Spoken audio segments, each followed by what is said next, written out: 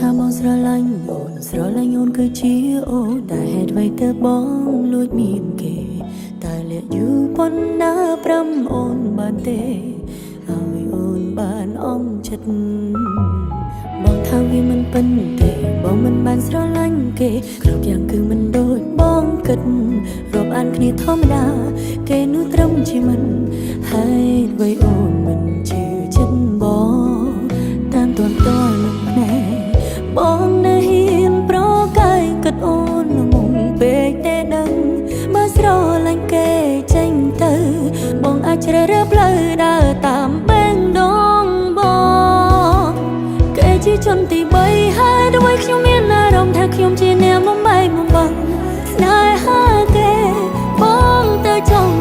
ថៃគេចង់មិនចង់ធ្វើជាមនុស្សអាត្មានិយមเราให้ខ្ញុំជាជនទី3តាំងពីដំបូងគ្រាន់តែមិនទាន់នឹងខ្លួនគេអាចនឹងយកខ្ញុំសំបេះដូងសំបេះដូងដែលកំពុងឯកា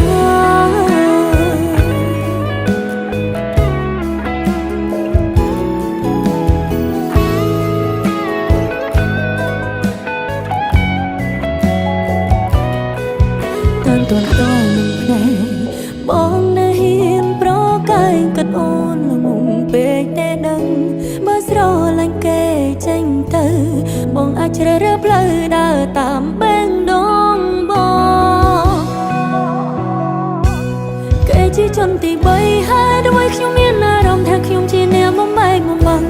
ស្នេហាគេបងទៅចង់ថៃគេចង់មិនចង់ធ្វើជាមនុស្សអាត្មានិយមเราให้ខ្ញុំជាជនទី3តាំងពីដំបូងគ្រាន់តែមិនទាន់នឹងខ្លួនគេអាចនឹងយកខ្ញុំសំបេះដូងសំបេះដូងដែលកំពុងឯកា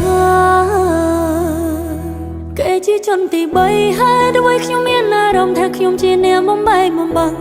ស្នេហាគេបងទៅចង់ថៃគេចង់